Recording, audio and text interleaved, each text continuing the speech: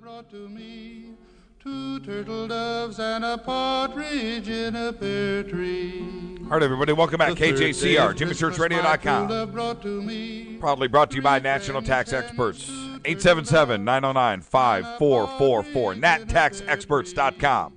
Follow us on Twitter at JChurchRadio, at CharlieKJCR, at HiltonKJCR. Follow us on YouTube, Jimmy Church Radio. Shoot us an email to Jimmy at JimmyChurchRadio.com. The hate mail goes to Charlie at JimmyChurchRadio.com. For SyndicatedNews.net, I'm your host, Jimmy Church. All right. Watched the Lakers-Clippers last night. I came away from that game feeling a little bit strange. Couple of things. Number one, I know it's preseason. I get that. But Caron Butler, Blake Griffin, DeAndre Jordan, Chauncey, Chris Paul, that's a scary group of guys. And out of everybody there, it wasn't Blake Griffin that impressed me the most. Nope. Not Chris Paul. Randy Foye? Man, he racked up 12. Chauncey Billups and DeAndre Jordan. I didn't know, and I've been watching for some reason, and I expected this to happen. Chris Paul to raise everybody's game up a little bit. He made DeAndre, you know what I mean? I just cannot believe the length on that guy's arms. We've all been watching him play. Where did that come from last night? It was there last year. Not like that. Not like that, but he was not like that. Stop. It was not like that. It was not. That pass was perfect from Chris Paul. It was just perfect. Perfect. I mean, and that's what you get. We knew it was going to happen, but we're talking about preseason last night, man. Practice. Just went out there, and Chris Paul the timing. I'm just blown away. Now, but Chauncey Billups, scary. Now, and that's that. Mo Williams last night, scary. Scary. Quick guy. He's playing for a position. Last night, he was playing for the game. All right, so let's talk about this. Caron Butler last night, 23 minutes. Blake Griffin, 25 minutes. DeAndre, 27. DeAndre looked good, man. Chauncey Billups, 20 minutes, 22 points, by the way. Chris Paul, 24 minutes.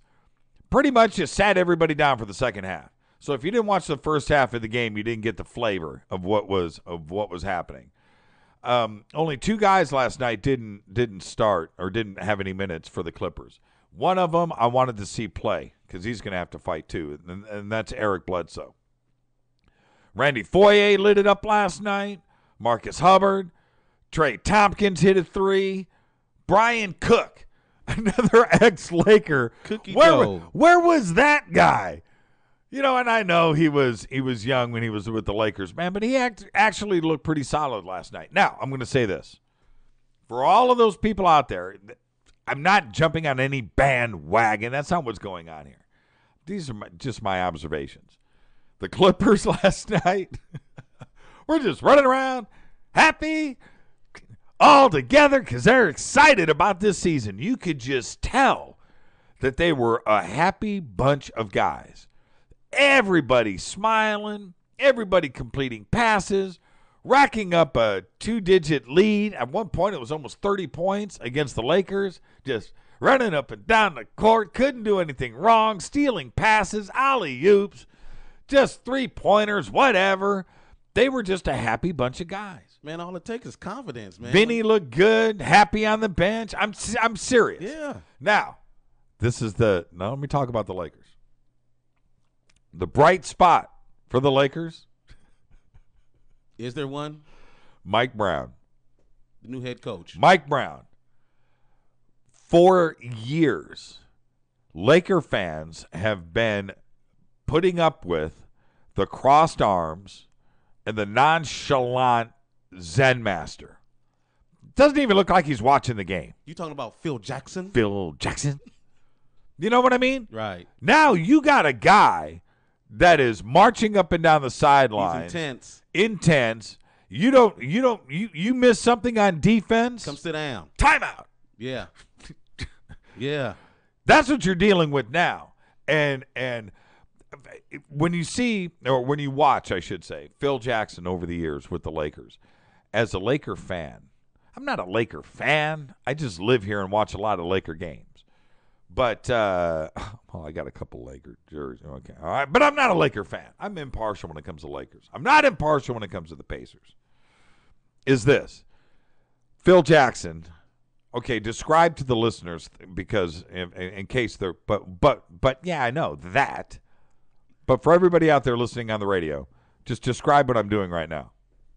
He's rearing back in his chair, act as if he's not interested in what's going on, just sitting back, riling, dozing off maybe, doing origami, making hand puppets. That's Phil Jackson.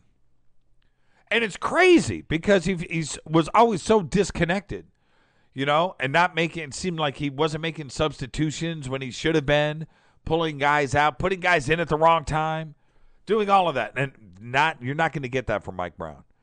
For once, I feel like we've got a coach. I'm saying we. I don't mean we. Los Angeles.